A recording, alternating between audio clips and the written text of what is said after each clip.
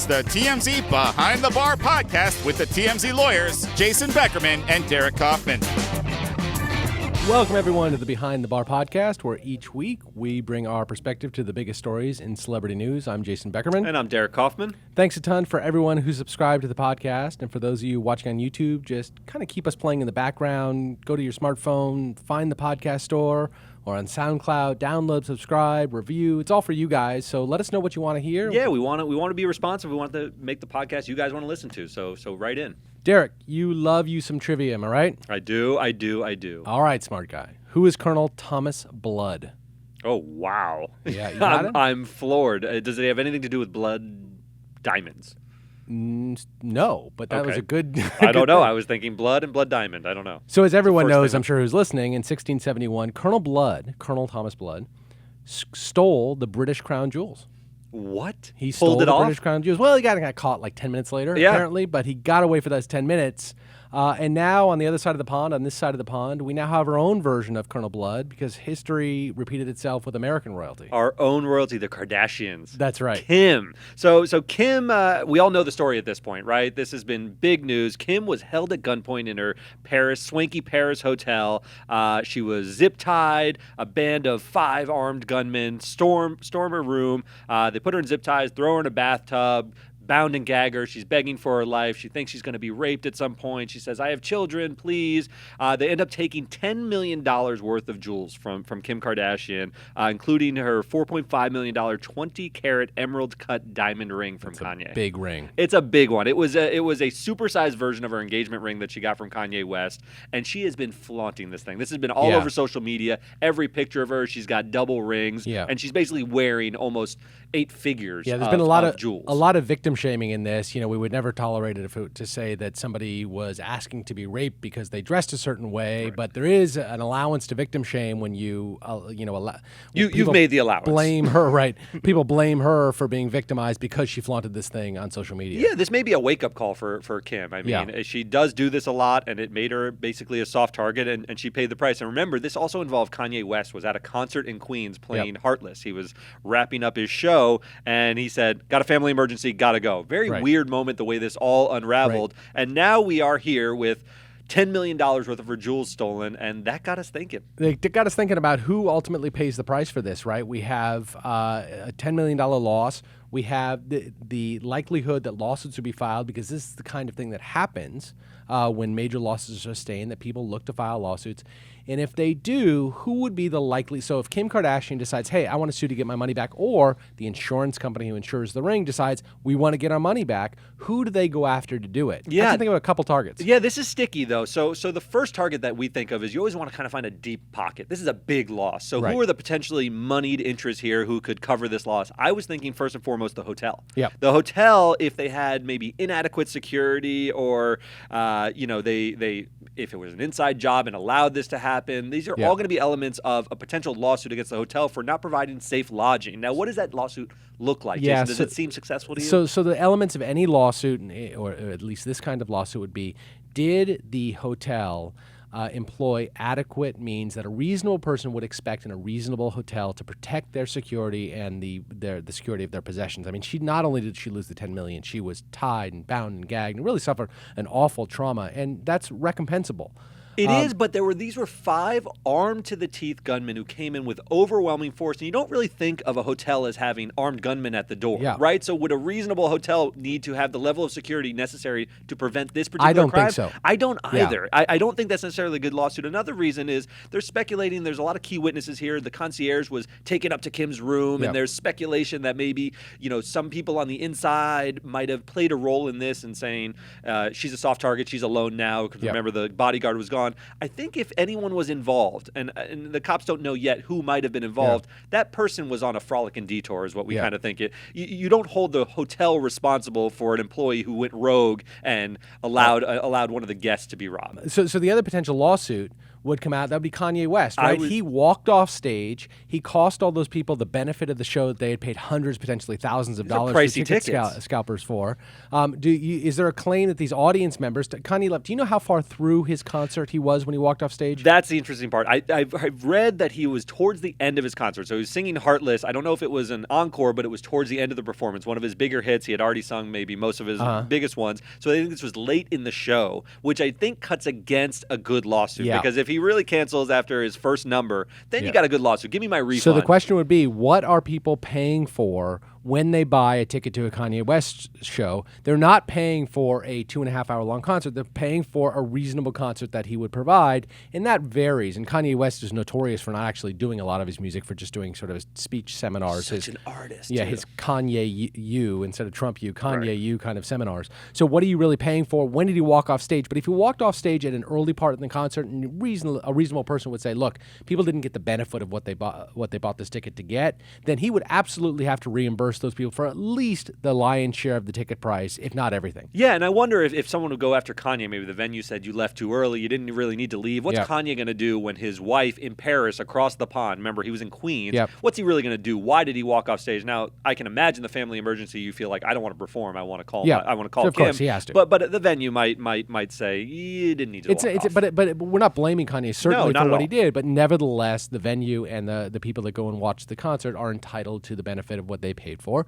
And because Kanye had to leave early, some of those people may have to be reimbursed for their tickets. Right, and we'll get to insurance later, but I want to talk about now the robbers got away, okay? Yeah. So the robbers apparently left on bicycles, which is there any more French way to leave a robbery scene than on a bicycle with maybe a baguette? Well, I would picture something from like a Guy Ritchie film or something. They go down and get into black tinted window BMWs as they speed off into the night. That would be the way You're doing a cool one. I was doing Marcel Marceau leaving in a striped shirt. Yeah, I was doing Thomas Crown. You were doing Marcel Marceau. I wanted to do a little miming. But anyway, so now these guys have, let's say, $10 million worth of her jewels. And one huge ring and then maybe some smaller pieces, some earrings and so forth. What do you do? How do you move this stuff? Because they don't want to hold the diamonds. Now, the diamonds are easy to carry away, but they don't want to hold diamonds. They want cash. That's right. Yeah. And so now they've got to figure out a way to convert this without getting caught, right? There's always an opportunity to get caught. And also, how do you convert it for the most possible money? Because these are now hot jewels, Therein lies the rub, right? Because you got stolen goods. You got hot goods. You don't have good title, right? You don't own those things. So if you try to move them, you can do basically one of three things, right? You can stash them, wait till the heat dies down, and then try to move them slowly. But you're risking detection. With every day you hold these things, you're risking detection because multiple people know. There's always infighting among criminal organizations. You see it, right? So there's a risk of detection if that happens. That's right. The slower you try to do it, you're risking every day trying to hide that stuff from the cops. So stashing them is maybe a good way to preserve the value, but hard for detection. Now, the other thing you can do is try to sell them to someone, but you're going to sell them to an unscrupulous person who's taking all the risk of having hot goods. They're going to charge you for that. That's a steep discount. So you're going to take your $10 million in jewels. You might get 10 cents on the dollar, and now you're looking at a $1 million take rather than a $10 million take. Right. What do I think you should do? What? Go to the chop shop. Just chop them down. Go to the chop shop. So you got big stones that are readily identifiable. Why not go cut them into smaller stones and piece those out where they're not as associated with Kim Kardashian? You're going to take a haircut. So you just asked a question rhetorically. Why don't you just chop them down and sell them off? It seems like an illogical idea. And Derek and I are floundering around because we don't know anything about diamonds. No, I'm confused already. But yesterday we talked to a big-time expert who knows a heck of a lot about diamonds and about diamond heists. Yeah, let's hear from him. Derek, we have Scott Selby on the line. He is the co-author of Flawless, Inside the Largest Diamond Heist in History. He also, and this pains me to say because you're a proud Harvard guy, but he's a Harvard-educated lawyer. He's a diamond expert. Scott, welcome aboard. I love to see you wince when you say that, Jason. I know. That's my favorite part of the podcast. Thank you, gentlemen. It's great to have you here. Scott, before we get into the nitty-gritty, I got one big question to ask you. So in the world of TMZ, this is a huge story. The theft of Kim Kardashian's jewels, and specifically her $4.5 million 20-carat emerald cut ring, is a huge story in the world of TMZ. Is it also like a huge story in the diamond world? Are you guys all nerding out over the theft of this? It's a huge story in every world. I mean, I never imagined I'd be talking about Kim Kardashian, but at this point, everybody is. Were you surprised at the size of the take here? Like you did in your book, it was $100 million worth of diamonds, but this was a $10 million haul from one person. That's a big haul, no? Yeah, actually, in my book Flawless, it's $500 million worth of diamonds that were stolen. Oh wow! $500 million. Which is a lot. But here's the thing about diamonds that makes them so great for thieves is that they are the most condensed, portable form of wealth known to man. No kidding. Wow, you're right. You can fit them all in those little velvet bags. You could have Boom. several million I dollars. had never actually thought of that. didn't And it either. must be by leaps and bounds on a gram for gram basis the most valuable asset in the world, I would think, by far. I would imagine other than something like plutonium, which I don't know how you tell it, Right. I don't know how you get it. That's incredible. So that brings me to this question. So what are the thieves' options? So now they have this great haul. They come in at gunpoint. They zip tie Kim Kardashian, put her in a bathtub, and now they've got a very, very precious stone. Let's focus on the 20-carat diamond to be particular. What do you do with that? I mean, that's not pawn shop material, is it? Oh, no, of course not. What you need is a fence. So these gentlemen probably already have somebody lined up who will buy this from them for a fraction of its wholesale value, which will be nothing compared to the retail value, but still will be a lot of money for probably a few days' worth of work. But then what that fence has to do is all the other stuff from the jewelry, the smaller stones, the precious metals, those are really easy. You just find one corrupt person, they buy it, it goes on, right? So the next person has no idea. But a big stone like this, it's identifiable. Every single person in the trade, everywhere in the world, they will know what that stone is, for sure. Everybody in the industry knows each other. People are related. They're all part members of the same Diamond Bourse Club. So the only real choice there, the big choice, is to change that stone. And the way that you change that stone is you either polish it a bit to make it slightly different, maybe a different size, a different style, or you break into smaller stones. And there's going to be two problems with this. The first problem is you need a corrupt guy willing to do that kind of work.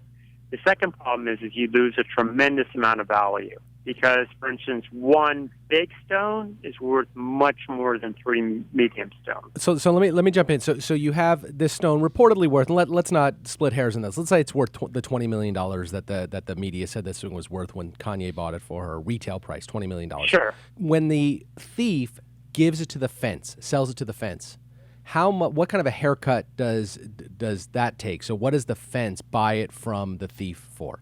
It's a huge haircut. Basically, imagine what the price is when it gets to the end wholesale buyer. Yep. It's going to be a small fraction of that. The general rule of thumb we all say is 10 cents on the dollar. But of course, these things can always vary.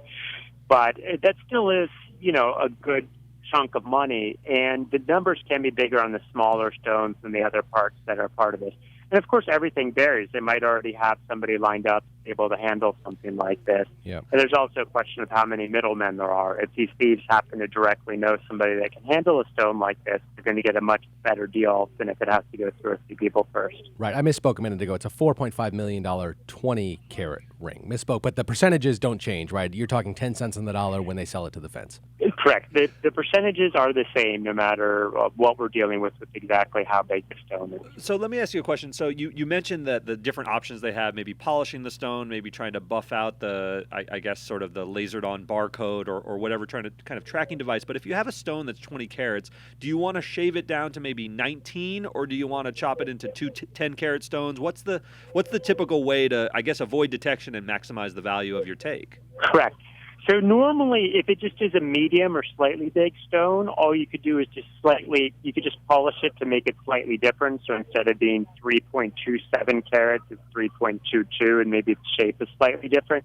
And that's just enough that then if somebody brings it to a lab and gets it graded, that it won't enter some system as matching, right? Got it. Right. But this is a whole nother level. So at this level, if you just made this stone, you could buff out the inscription on the side on the girdle very, very easily. The only thing is, of course, the polisher who does that knows what they're doing, Right. so they have to be in on it. But that's easy as pie, no problem at all. But in order to move a stone like that, it won't be enough to just slightly alter it. Odds are you'll either have to break it into some smaller stones, in which means you lose a lot of value, like you're then pretty much safe. Yep. Or there's always a small chance if you happen to know some really rich guy, somewhere in the world that's willing to have a stone he can't show to people, That's theoretically a possibility, but I don't know how you find that guy. There could be some oil baron. Well, we see this in the art. You hear Yeah. about this in the art world, right? Somebody steals. I mean, the Mona Lisa was famously stolen 100 years ago, and it was just held by somebody with a theoretical value to it, but impossible to sell. So you could do that with Correct. this too. You just want to admire it in your bedroom. And I would think, and if this is, and maybe I'm wrong about this, but getting rid of taking care of the barcode issue for a second on there, any markations like that, given the passage of time, 15 years from now, it might not be as recognizable, which is not the case with a priceless work of art. That's always going to be very recognizable. This all has to do with issues of how recognizable the stone is, and so there are people that are willing to say hold it. But the reality is even if the stone doesn't surface for 40 years, people will know exactly what it is unless it's been significantly altered. By far, most countries believe in the rule that a thief cannot pass title. So if a thief steals something and sells it on to somebody, even if the person has no idea that it's stolen, they still don't have title. Yeah, so there's no good faith purchaser, right? Yeah, I mean, right. this is just it's void in title. In general, yeah. with a big stone like this, it's going to be highly unlikely somebody will be able to make a good faith purchaser argument. Yeah. Of course, it's a big world. There's different rules everywhere. So the plus side of holding it forever is that unlike small stones, big stones, as well as colored stones, retain their value and even go up in value. Yeah. Oh, wow. So the only kind of diamond that's a good investment is a big, unusual diamond. These are the kinds of things that very, very rich people buy. The diamonds that upper middle class people buy at their strip mall, those are just have very little value. What are you saying about my wife's engagement ring? Your wife's engagement ring, if she decides to leave you tomorrow, she's going to get maybe 20 cents on the dollar for what you paid for at retail. He paid $90 for it. So that's not bad. So that's not a big then he take. was a smart man. So if you're a betting man, just sort of want to sort of wrap this up. If you're a betting man, what are the odds Kim ever sees this on her finger? If she again, or are pieces of this going to be on engagement rings around the world, and this is a lost cause? I believe what's going to happen is that smaller pieces from this jewelry will show up on American women's fingers very soon. The very big stones, it'll take time, but they'll be broken up into stuff that will be unrecognizable, and then those will be on the rings or necks of very wealthy individuals. Scott, one last line of questions here. Based on what we know about this crime, these thieves came up, they took the concierge, they bound and gagged the concierge, they brought him upstairs at gunpoint, they got access into Kim's room, they bound her very professionally, apparently, stole the jewelry, apparently asked for the ring specifically. That was the one English word they muttered was ring. I know I'm asking you to speculate here, but professional job or just common criminals who happen to see a soft target? This is a professional job, I have no doubt of that. And there are thieves who specialize in these sort of things. You have to be able to track a high-value target, know what they have. You need to steal vehicles to get away. You need a safe house. You need a fence. You need to be able to come in with overwhelming force so nobody tries to resist you. Yeah. While at the same time being able to leave very quickly and not getting greedy and looking around for more stuff. This is something you have to work up to. You either have to have done very similar crimes in the past and worked your way up that way, or have some sort of background in law enforcement or the military. So my theory that this was Winona Ryder is completely shot down. No, Winona Ryder is just trying to walk out of a store with something, and thank God she's moved beyond. Jason, she couldn't even get off the security tag. I know. She was having more problems. So Scott Selby, we couldn't appreciate it more. Thank you so much. Co-author of Flawless: Inside the Largest Diamond Heist in History. Yeah, I'm this gonna was pick great. It up. This was great. Thanks so much, Scott. Thanks, Scott. Thank you, gentlemen. Have a good day. Man, Derek, it is good to talk to an expert in any field because I don't know how you feel about this, but it's so nice to be taught things that are so outside of your field. I know nothing about diamonds, and it was really fascinating. It makes me feel very inadequate. I feel like I'm more of a Renaissance man with sort of a shallow understanding of a lot of topics. It's really nice to know someone who knows a deep dive on something. You probably know more about him, about costume jewelry and Cupid zirconia and things like that. Yes, I know quite a bit about cheap, non-precious metals. Actually, he probably knows a lot about that, too. One of the things that was occurring to me as Scott was talking is ultimately we feel bad for Kim Kardashian. Certainly what happened to her with the gunpoint and the whole thing, but monetarily, you think she actually is out of pocket anything? Yeah, I don't know that she really suffered a loss here because when you have jewels this valuable, you insure them, You insure right? them. I mean, even for my wife's engagement ring, your wife's engagement ring, they're insured. Your general You buy a homeowners policy. Your general homeowners policy is not going to cover a $4.5 million ring, but I would assume that, and they're very smart people and they're well managed and well advised by people, that they Kanye probably had this thing insured before he even bought it. Right, but I have one of these ring policies for Mary. We insured the ring. It always has struck me, Jason, as the easiest sort of way to commit insurance fraud, basically, to lose the ring, especially right? a diamond, because it's so hard to find tiny. where it went. Right. And whenever Mary washes her hands, I want to just slip it right off and put it down the drain. So yeah, right. You declare a loss. All you have to do is like conceal the diamond for a period of time until the authorities have done their investigation, and then you get the money for the insurance. I mean, we don't want to teach anyone. This is a terrible thing. We would never do it. Terrible. But it seems very. I mean, I'm just picturing somebody with a diamond like. I mean, just swallow it and then, wait for the inspector to leave, and then you poop it out, take your poop and like put it through one of those gold sieving things to get the diamond out. I was thinking about putting it in your sock drawer, but well, that would be a but I suppose you can also send it through your digestive tract and fish through your fecal matter, and to each their own. I think it's small enough for a sock. I don't know how deep they search when they show up. I think Jason has gone to extraordinary lengths to hide his diamond in his digestive tract. Good on you, Jason. That is a more foolproof way. Parker, mail time. Mail. Please, give us mail, Parker. All right, remember to send in your questions and comments to behindthebar@tmz.com. The first one up is from Melanie De La Cruz. She's speaking about prenups. I honestly think if you have your own money before you meet someone, you should be able to keep that. Why split your money with a gold digger? Interesting question. So I think this is one of the very common misconceptions about prenups. So the question was, if you have money before the marriage, why can't you keep that? And that's what you're going to address, before marriage, you don't have a community. So I think a lot of people think she's going after all your money. When you split money in a divorce in California, you're splitting the community property, which starts at the marriage. That's when all the dollars you earn, 50% are your spouse's. Before then, that is your money, and you can delineate that. Right. Was it Melanie, you said? Yes, Melanie. Melanie, the answer is you don't. That's not part of the community. You don't have to split anything you brought to the marriage. There's one big exception to that, which is commingling. So if you bring $100,000 to your marriage, your spouse brings zero to the marriage, but all of a sudden you begin depositing both of your paychecks into the account with the $100,000. That money is spent over 5 or 6 years. All of a sudden, at the end of the marriage, there's $212,000. You're going to have to split that, even though you brought the $100 in. You've now commingled it with the estate, with the community property. It's all sloshing around. Yes. You can't unscramble that egg. What was at that paid point. for what? You can't unscramble that. So the courts definitely don't want to get into exactly what pennies were spent on what. So at that point, they would declare it community property. But if you bring a family heirloom, if you bring a separate bank account or a stock fund into a relationship, that at no point becomes community property. When you divorce, that stays with the person who brought it. Yeah. All right, next up is from GT. It's talking about courts' preferences on child custody. It's completely not true. In all 50 states, both parents are considered for 50-50 custody unless there is evidence to keep one parent from having joint custody. That is not the presumption of the law in practice or in common social opinion. Dads lose out big time in almost any case that the average person can think of, if they're being honest.